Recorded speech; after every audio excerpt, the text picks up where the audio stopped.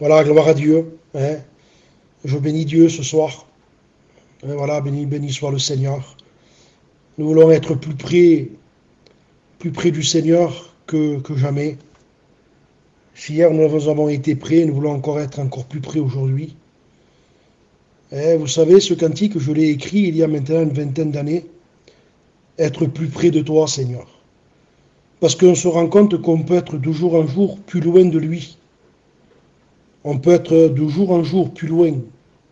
Alors que normalement, nous avons été rachetés pour que nous soyons de plus en plus près de lui. Toujours plus près. Et malheureusement, parfois, par rapport à nos choix, nos décisions, eh bien, de jour en jour, nous nous éloignons. Et il est dit dans la Bible que Pierre, un jour, suivait Jésus de loin. Vous voyez, il était près de lui, puis il est arrivé un moment où il était plus loin. Puis il s'est éloigné de plus en plus. Et il est arrivé ce que vous savez. Et quand on est loin, on commettra l'irréparable. Lui, il croyait que non, se croyait très fort. Vous savez, si vous vous croyez très fort et que vous n'avez pas de communion avec Dieu, vous vous mettez le doigt dans l'œil. Et c'était ça un peu Pierre. Il était très loin de Jésus, n'était pas l'homme de l'esprit que le Seigneur aurait voulu qu'il soit à ce moment-là. Puis, c'était un homme qui parlait beaucoup. Seigneur, moi je suis prêt à mourir pour toi. Je suis prêt non simplement à aller en prison, mais à mourir pour toi. Et Jésus le regarde et lui dit, ah, tu sais Pierre, tu ne m'auras pas renié 3 fois que le coq chantera. Le Seigneur savait, vous savez, le Seigneur nous connaît. Il sait si demain nous allons le trahir. Il sait si après-demain nous serons encore chrétiens. Il le sait, lui. Nous, on ne le sait pas, mais lui le sait. Parce qu'il connaît notre vie. Il sait comment on vit. Il sait comment on bâtit. Vous savez, c'est important de savoir comment on bâtit. Je le crois qu'il y a peut-être des gens qui m'écoutent ce soir et qui sont propriétaires de maisons. Et je pense que quand vous avez fait construire, avant de le faire, vous avez certainement choisi un architecte et un bon maçon. Pourquoi? Parce que vous avez mis vos économies ou vous avez fait un crédit et vous avez voulu que votre maison soit très bien bâtie. Je crois que le maçon qui a pris la maison a fait le travail correctement. Ce travail a été fait minutieusement, avec application. Et ce qu'a fait le maçon, c'est que pour faire la maison, il a pris un niveau. Et vous savez, il est dit dans la parole de Dieu, dans un passage dans le livre d'Amos, c'était une révélation qu'avait eue cet homme.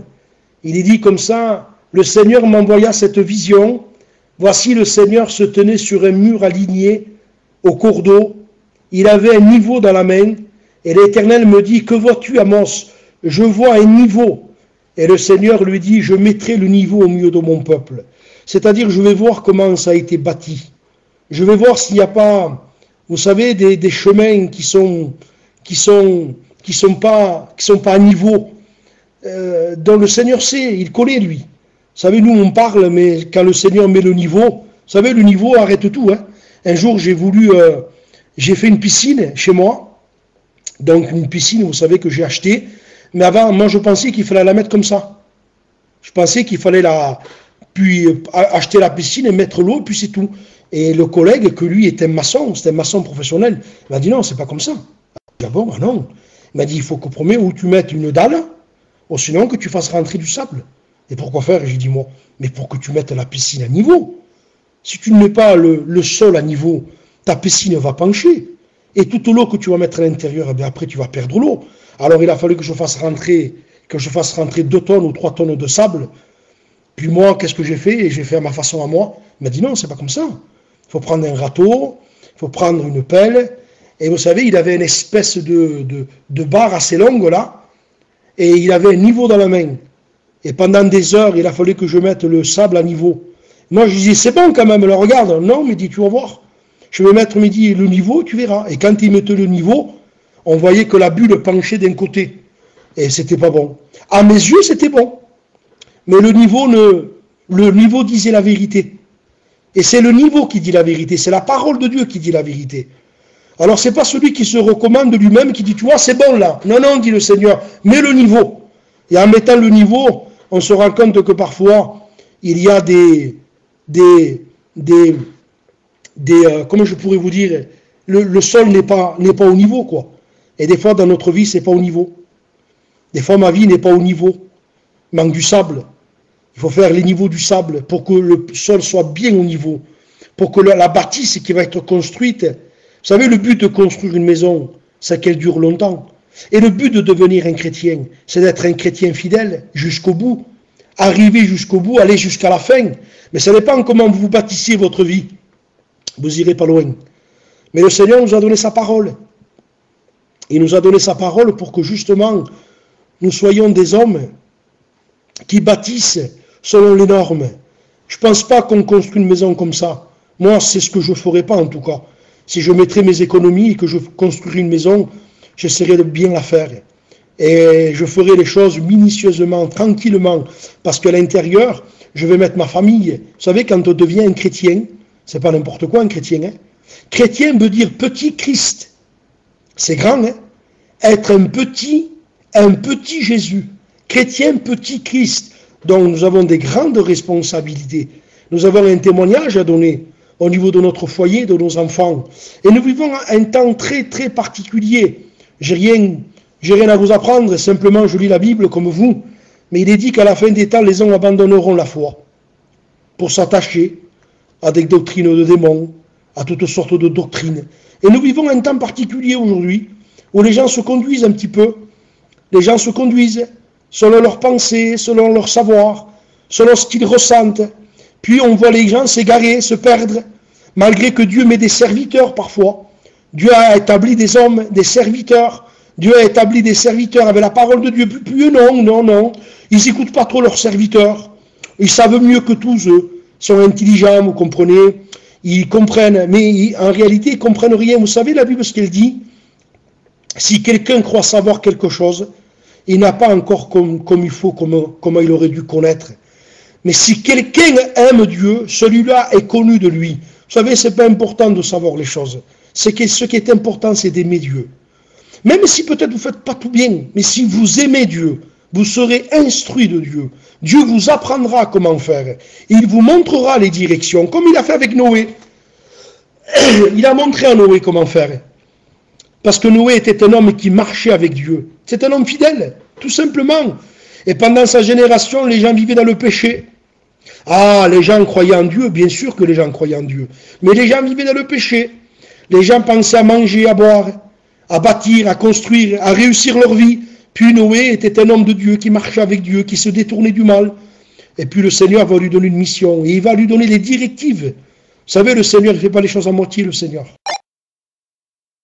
Le Seigneur nous choisit, il ne fait pas les choses à moitié. Il ne dit pas, écoute, je t'ai sauvé, maintenant débrouille-toi. Non, c'est pas comme ça. Le Seigneur, quand il nous sauve, après il nous donne la direction, il nous donne sa parole. Tout est écrit dans la Bible. Je n'arrive pas à comprendre les gens qui se perdent. Je n'arrive pas à comprendre les gens qui disent, je ne sais pas moi. Mais pourtant, tu as la Bible, mon fils. Tu as la Bible, tu as de quoi savoir, tu as de quoi t'instruire, à apprendre. Vous savez, quand quelqu'un ne sait pas, c'est parce qu'il ne veut pas apprendre. Il ne veut pas apprendre. Dieu nous a donné la Bible. Et ce livre-là ne vous trompera jamais. Les hommes pourront vous tromper. Les hommes pourront vous exploiter. Mais pas la Bible. La Bible est la vérité. La Bible, vous savez, avec la Bible, on ne discute pas. La Bible a toujours raison. Parce que la Bible, c'est le cœur de Dieu, c'est la bouche de Dieu. Et Dieu nous a donné ce livre pour qu'on le lise. Je voudrais vous dire, vous qui m'écoutez, lisez votre Bible. Ou sinon, vous allez être emporté à tout vent de doctrine. Vous serez un chrétien faible. Vous ne serez pas affermi. Vous ne serez pas même prédicateur ou un candidat, je ne sais pas, un futur candidat qui bientôt peut-être va être reconnu si vous n'êtes pas un homme de la Bible. Vous serez un homme faible. Vous marcherez par vos sentiments, par vos émotions. Vous serez un chrétien de l'âme. Mais si vous êtes un homme de la Bible, vous marcherez par ce qui est écrit. Vous ne vivrez pas par ce que vous ressentirez, mais vous saurez que c'est écrit. La Bible dit, la Bible dit, la Bible dit. Et vous voyez, quand la Bible dit, et il n'y a aucune discussion possible. Et je bénis Dieu pour ce livre qui nous parle de la vérité. Nous vivons un temps particulier. Et avant de poursuivre, j'étais en train de réfléchir. Ce matin, j'ai fait le culte à Perpignan. Et je voudrais vous parler encore de ce que j'ai prêché un peu ce matin, de ce jeune homme dans le premier livre des rois, au chapitre 13, un homme merveilleux, un homme rempli de l'esprit. Et il est dit, voici un homme de Dieu arriva de Juda à Bethel. Et cet homme s'est opposé à Jéroboam. Alors je ne veux pas vous faire de l'histoire, ça serait trop long, mais Jéroboam était serviteur de Salomon. Et puis cet homme, Jéroboam, était un homme apostat, qui a institué, qui a corrompu Israël, si vous voulez mieux. C'était un homme charnel. Puis un jeune homme avait été envoyé pour lui résister, pour lui apporter le jugement de Dieu. Et ce jeune homme est formidable, parce qu'il est courageux. Ce jeune homme est rempli de l'esprit. Ce jeune homme va lui faire face. À un moment donné, Jéroboam va tendre sa main pour pouvoir dire à ces hommes, saisissez-le. Et il est dit que la main de Jéroboam va se sécher, si vous voulez mieux. Donc, on voit à travers ce jeune homme que ce jeune homme est un homme rempli de Dieu. Un homme qui est courageux. Et que rien ne pourra le sortir de sa mission. Regardez, je vous lis 1 Roi 13, verset 7. Au moment donné, le verset 6 dit, écoute, implore l'Éternel, je te prie pour moi, pour que je puisse retirer ma main. L'homme de Dieu implora l'Éternel, et le roi put retirer sa main, qui fut comme auparavant. Donc, Dieu fait grâce à cet homme. On sent un homme d'amour. Et le verset 7, il dit, le roi dit à l'homme de Dieu, entre avec moi dans la maison, tu prendras quelque nourriture, je te donnerai un présent. Vous voyez, il veut le corrompre, il veut le perdre. Écoute, viens avec moi, je te donnerai des présents, je te donnerai de la nourriture. Et ce jeune homme rempli de Dieu répond, l'homme de Dieu dit, quand tu me donnerais la moitié de ta maison, je n'entrerai pas avec toi, je ne mangerai pas avec toi, je ne boirai pas d'eau dans ce lieu-ci, car l'ordre m'a été donné. Vous voyez, c'est un jeune homme qui écoute Dieu. Dieu m'a donné un ordre. Et cet ordre, je veux l'écouter. Dieu m'a dit de ne pas manger avec qui que ce soit, de ne pas boire avec qui que ce soit, de ne même pas retourner par le chemin par lequel je suis venu. En voulant dire au roi, tu perds ton temps. Je ne rentrerai jamais avec toi. Moi, je suis un homme de Dieu. Moi, j'aime Dieu. Moi, la séduction du péché, j'en veux pas. Le péché, j'en veux pas. La facilité, j'en veux pas. Moi, je veux obéir à mon Dieu. Et vous savez, la beauté de l'évangile, c'est l'obéissance. La beauté du christianisme, c'est quand un homme obéit à Dieu. Quoi de plus beau quand on obéit à Dieu? Quoi de plus attristant quand on désobéit à Dieu? Quoi de plus triste que de désobéir à Dieu? Quoi de plus angoissant que de désobéir à Dieu? Même si je prêche et je désobéis à Dieu, quoi de plus angoissant? Quoi de plus beau que d'obéir? Parce que l'obéissance vaut mieux que tous les sacrifices. Et qu'est-ce que c'est beau quand un enfant nous écoute? Qu'est-ce qu'un père aime quand son fils l'écoute? Parce que c'est la fierté d'un père. Parce qu'un père se réjouit.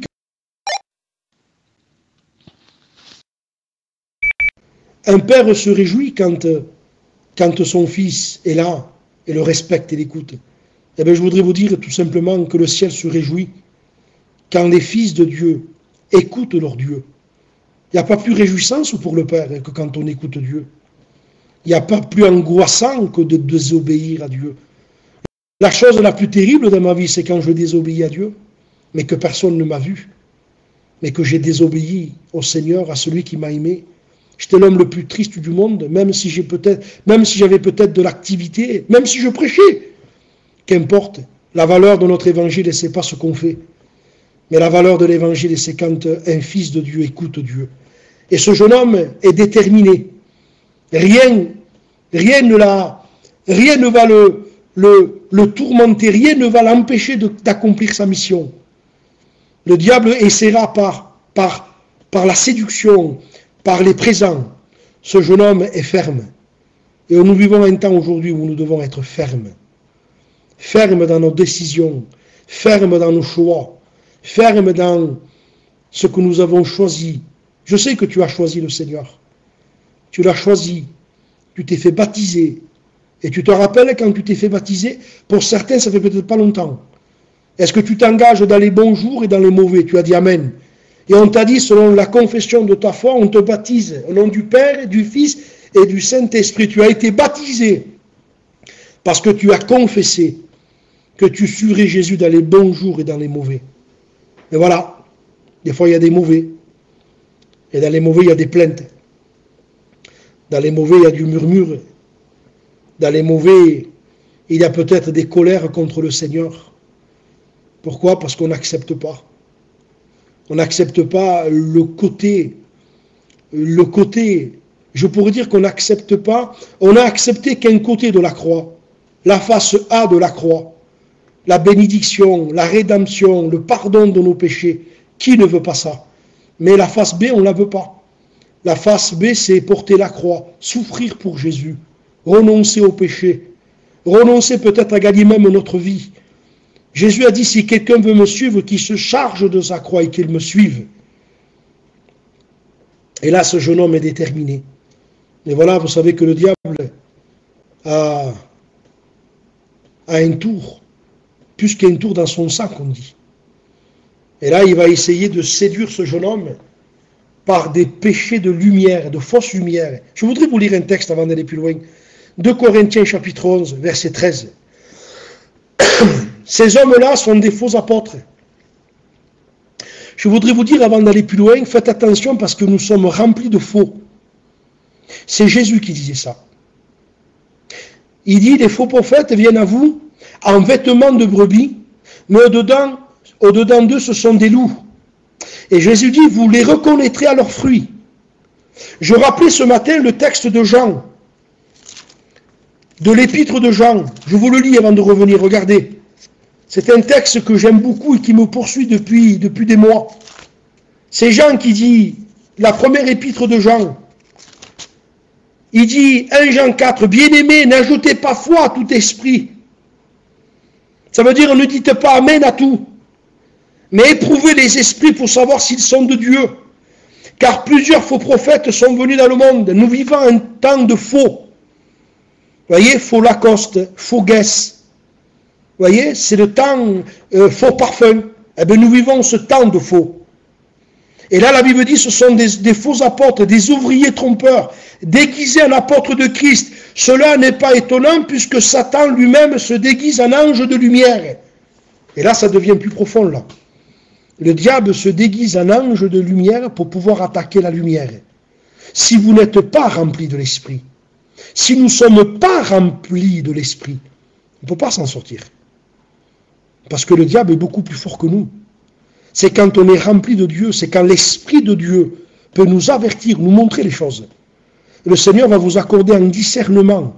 Ne dites pas amen à tout. Ne mettez pas foi à tout esprit. Parce que la Bible nous exhorte à la prudence. Soyez prudents comme un serpent. Soyez prudents comme un serpent, simple comme une colombe. Mettez-vous en garde contre les hommes. C'est la Bible qui nous dit. Alors la Bible m'avertit d'être prudent et de ne pas avoir confiance. C'est la Bible qui nous dit, c'est le Seigneur qui m'avertit. Et regardez, je vous lis pour que vous compreniez ma prédication. Or, il y avait un vieux prophète. Vous voyez, c'est dangereux un vieux prophète. Parce qu'un vieux prophète, c'est celui qui bloque la circulation. C'est celui qui gêne. Le vieux prophète, c'est celui qui n'a pas l'esprit, mais qui exerce toujours. Le vieux prophète, c'est le chrétien qui dit, moi, ça fait 30 ans que je marche avec Dieu. Oui, mais ça fait 30 ans que tu n'as pas l'esprit. C'est ça le problème. Ce n'est pas l'âge qui compte. Ce n'est pas nos années qui comptent. Il vaut mieux être un jeune rempli de l'esprit qu'un vieux rempli de la chair. Et là, il y avait un vieux prophète qui était complètement désapprouvé de Dieu, rejeté de Dieu.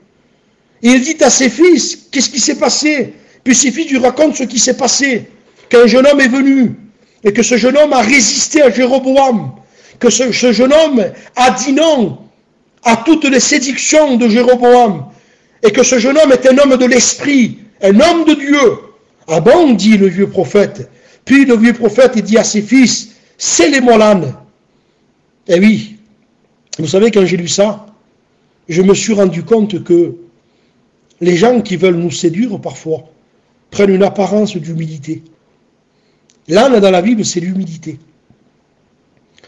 Alors il dit, cet homme-là, ce vieux prophète, scellez-moi l'âne. Il lui scellèrent l'âne, il monta dessus, il alla après l'homme de Dieu, et le trouva assis sous un térébinthe.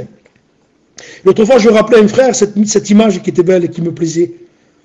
Ce jeune homme-là, il a préféré, écoutez bien, il a préféré être sous un arbre que d'être dans le palais de Jéroboam. Et que c'est beau quand on est des hommes de choix. Je choisis, même si je souffre, je choisis. Je préfère mieux souffrir avec le Seigneur, être sous un arbre, que d'être sans Dieu dans un palais, dans le compromis. Vous savez, je voudrais vous dire, à vous qui m'écoutez, je vais bientôt finir, il va falloir prouver que vous êtes un chrétien. Parce que ça ne suffit pas à un moment donné de le dire. Je suis chrétien, je suis chrétien, je suis chrétien. À un moment donné, il va falloir le prouver. Et le prouver, ça va être par notre vie, notre obéissance. Le prix, quel prix nous sommes prêts à payer? Quel est le prix du sacrifice que nous sommes prêts à payer? Si vous voulez être un adorateur du Seigneur, il va falloir payer le prix. Abraham a voulu être un adorateur. Abraham a voulu l'approbation divine de Dieu. Alors Dieu lui dit, écoute, donne-moi ton fils, celui que tu aimes. Abraham, tu m'aimes? Tu veux m'adorer? Oui, donne-moi ton fils, donne-moi ce que tu aimes. Donne-moi ce qui t'est cher, ce que tu aimes plus que moi. Vous savez que Dieu est jaloux et qu'il ne veut pas qu'on aime quelque chose plus que lui. Il ne veut pas. Il ne veut pas que quelque chose lui prenne la place. Parce que quand quelque chose lui prend la place, ça devient de l'idolâtrie. Et il ne veut pas le Seigneur. Tu n'auras pas d'autre Dieu devant ma face. Il ne veut pas. Alors comme il ne veut pas qu'il ait un Dieu jaloux, alors le Seigneur fera tout pour vous enlever. Parce qu'il veut que vous soyez libres. Et si vous voulez être un adorateur, le Seigneur vous demandera. Et je bénis Dieu pour ce jeune homme. Il est sous un térébinthe, il est sous un arbre, il est là, il est peut-être dans la prière, il est peut-être dans la louange, dans l'adoration. Il dit, je te loue, Seigneur. Je bénis ton nom, Seigneur. Parce que tu m'as gardé, j'ai pas failli. Malgré que Jéroboam a voulu me séduire, il m'a proposé. Mais Seigneur, j'ai tenu bon, je suis là pour toi. Puis le vieux prophète le rencontre et lui dit, es-tu l'homme de Dieu qui est venu de Juda? Il répondit, oui, je le suis. Viens avec moi à la maison, tu prendras quelque nourriture. Et là, on sent qu'il change. On sent qu'il a changé. Écoutez bien. La première fois, il dit, au roi Jéroboam, il dit, je n'entrerai pas avec toi. Vous voyez, c'est catégorique. C'est ferme. Mais voilà, le temps passe. Et vous savez, le diable, il a le temps, lui. Ce qu'il n'arrive pas à faire aujourd'hui, il le fera demain. Ce jeune homme, auparavant, c'était non, non, non, non, je ne rentrerai pas avec toi. C'est ferme. Mais là, maintenant, il change. Écoutez comment il répond. Il dit, je ne puis pas. Je ne puis retourner avec toi. C'est pas que je veux pas, mais c'est que je peux pas. Je peux pas. Vous voyez, quand le commandement devient pénible, normalement, le commandement doit nous réjouir. Le commandement doit nous apporter la joie. Le commandement doit nous réjouir. Je me réjouis de dire non au péché. Je me réjouis, c'est non. Mais avec le temps, c'est pas que je veux pas, mais je peux pas. Alors Dieu dit, c'est pas que tu veux pas, tu peux pas, non. Eh bien Dieu dit, fais-le. Parce que moi, je t'interdis pas, dit le Seigneur. Je te mets pas en prison. Vous savez, quand on est un prisonnier de Jésus, on est prisonnier de Jésus par amour. Jamais le Seigneur ne retiendra quelqu'un dans une prison par force. C'est pour ça que l'apôtre Paul disait, moi, prisonnier de Jésus-Christ. Il était prisonnier d'amour. C'est pas une prison de force. Quand quelqu'un va en prison aujourd'hui, c'est par force. C'est parce qu'il a été pris. Mais l'apôtre Paul était prisonnier de Jésus. Moi, le prisonnier de Jésus-Christ. Le Seigneur ne vous forcera jamais à le suivre. Il ne vous forcera jamais à faire quelque chose pour lui. Il aurait voulu que ce jeune homme ait les mêmes convictions qu'auparavant. Il aurait voulu qu'encore ce jeune homme dise non, je ne viendrai pas avec toi. Mais là, il change, il dit non, il dit je ne puis, je ne peux pas. Je ne puis ni retourner avec toi, ni entrer chez toi, car l'ordre m'a été donné de ne pas boire, de ne pas manger. Car il m'a été dit par la parole de Dieu de ne pas manger, de ne pas boire, de ne pas prendre même au retour le chemin. Et voilà la séduction. Les péchés de la lumière. La lumière, la fausse lumière qui attaque la véritable lumière. Je voudrais vous dire avant de finir, devant le diable, si on n'est pas rempli de l'esprit, on ne fait pas un pli. Mais alors pas un pli, on ne fait pas un pas. Et vous le savez que c'est vrai. On peut chanter, Dieu est là. On peut prier, on peut prêcher. Excusez-moi, je parle de moi là. Je peux faire le beau là, en train de prêcher. Mais quand je vais éteindre le téléphone, si je ne suis pas un homme de l'esprit, devant le diable, je ne fais pas un pli. Je deviens un esclave de Satan. Tout en prêchant l'évangile. Parce que pour être un homme libre, il faut être un homme de l'esprit. Un homme de prière, de communion avec Dieu. Un homme sincère, un homme qui marche dans la lumière. Et vous savez, comment je pourrais dire, la neutralité. Ça veut dire la neutralité. Ça veut dire, moi je suis neutre. Je suis ni pour l'un, ni pour l'autre. Mais avec Dieu, ça n'existe pas ça. Ça n'existe pas être neutre. Ou vous marchez avec Dieu, ou vous êtes contre Dieu. Ou vous marchez par l'esprit, ou vous marchez par la chair. Ou vous êtes avec Dieu, ou contre lui. Ça ne peut pas. La neutralité n'existe pas. Ça n'existe pas l'équilibre avec le Seigneur. Moi je suis équilibré, ça n'existe pas. Ou tu marches avec Dieu, ou tu ne marches pas avec lui. Tiens, mais ça fait 27 ans que je suis chrétien. Eh bien c'est justement le moment où il faudrait marcher avec Dieu. Puisque ça fait 27 ans. Le Seigneur revient, mes frères, et les masques vont tomber. Et vous le savez que c'est vrai. C'est plus le temps de jouer aujourd'hui. Aujourd'hui, avec tout le respect que je vous dois, on ne peut plus faire les chrétiens. Il n'y a même plus de local. Les gens ne nous voient même pas. Pourquoi? Parce que le Seigneur vous nous cachez. Et c'est dans le secret qu'on est chrétien. Et je disais une fois, si on n'est pas chrétien tout seul, c'est qu'on n'est pas chrétien du tout. Parce que c'est tout seul qu'on est chrétien. C'est devant le diable qu'on est chrétien. Et devant Dieu, quand on est seul, c'est ça qui est important. Et si ce soir, il y aurait un chrétien qui aurait péché, parce que ça peut arriver. Mais la Bible dit, si quelqu'un a péché, nous avons un avocat auprès du Père et qui intercède pour les coupables. Mais je vous demande d'être vrai. Ce jeune homme a joué avec les mots. Et voilà ce qui se passe.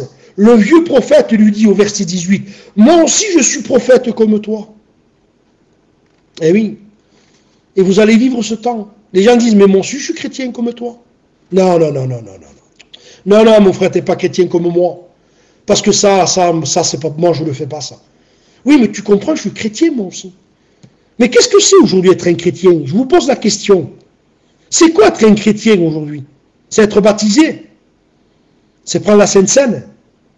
C'est chanter un cantique. Qu'est-ce que c'est être un chrétien pour vous aujourd'hui? Qu'est-ce que c'est la notion dans notre esprit d'être un chrétien? Je vous pose la question, je me la pose. Qu'est-ce que c'est un chrétien? Ce fut à Antioche que pour la première fois furent appelés chrétiens. Petit Christ. Ça veut dire, voilà comment je le conçois moi. Ils les ont vus, ils ont tellement vu de lumière et de témoignages, mais ils se sont dit, mais il ressemble au Christ. Oh, tu te rends compte, il ressemble à Jésus. Alors ils les ont appelés petits chrétiens. C'est ça un chrétien. C'est quelqu'un qui ressemble à Jésus. C'est quelqu'un qui vit comme Jésus. C'est quelqu'un qui ressemble à son maître, qui vit comme lui, qui vit comme lui, qui vit en lui. Jésus était détaché de tout. Nous devons vivre détachés de tout. Nous n'avons pas d'attache. Nous n'avons pas des préférences, nous. Nous, on ne dit pas, j'aime bien ça. Nous, non. On n'aime pas ça, nous. On aime Jésus. Nous n'avons pas le droit d'avoir plusieurs amours. Non, nous avons le droit qu'un seul amour. Nous aimons Dieu de tout notre cœur. Tu aimeras Dieu de tout ton cœur, de toute ton âme, de tout ton esprit, de toute ta force. Et tu aimeras ton prochain comme toi-même. Moi aussi, je suis chrétien comme toi. Moi aussi, je suis prophète comme toi. Un ange m'a parlé de la part de l'Éternel et m'a dit, ramène-le avec toi dans ta maison, qu'il mange du pain, il boive de l'eau. Et écoutez le mot, il lui mentait. Voyez? Voyez que les gens peuvent mentir? Voilà. Et pourtant, il se dit prophète. Et c'est un menteur. Voyez qu'il ne faut pas faire confiance à tout le monde. Vous savez pourquoi il est tombé, ce jeune homme? Je conclus, hein. Laissez-moi encore à peu près 5 minutes. Vous savez pourquoi ce jeune homme est tombé? Parce qu'il a fait confiance. Et tu sais pourquoi tu es mal dans ta vie chrétienne? Parce que tu fais confiance aux gens. Au lieu de t'appuyer sur la Bible, tu fais confiance à ce que les gens te disent.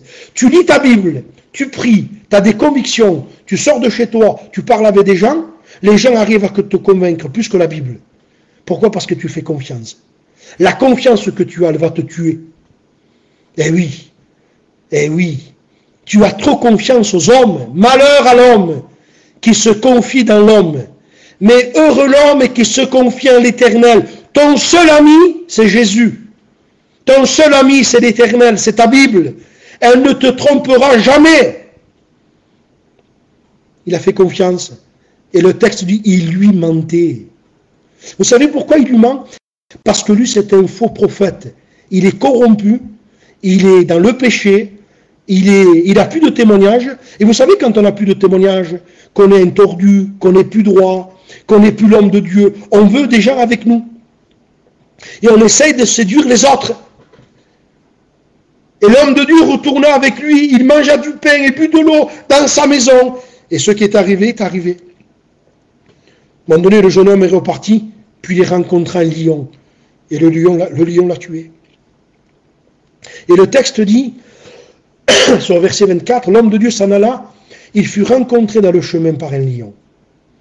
Il fut rencontré dans le chemin par un lion. Des fois, il y a des gens qui disent, il y a le diable il est là, il m'attaque. Non, le diable n'est pas là, il ne t'attaque pas, parce que c'est nous qu'on rentre dans le chemin du diable. Quand on rentre dans la désobéissance, nous rentrons dans le territoire du diable. Si vous obéissez à Dieu, le diable se tiendra loin de vous.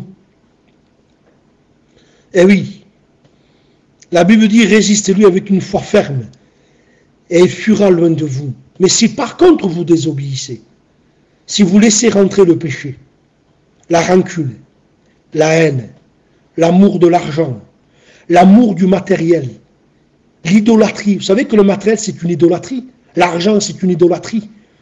Les disputes, la méchanceté, la fraude, les faux papiers aux assurances, les complots pour gagner de l'argent. Mais personne ne m'a vu, oui, mais Dieu t'a vu. Et le diable t'a vu aussi. Alors qu'est-ce qui se passe? Chemin de désobéissance. Tu rencontreras le diable. Tu pourras prier jusqu'à demain. Hein. Le diable ne partira pas. Parce que ce jeune homme est rentré dans le chemin de la désobéissance.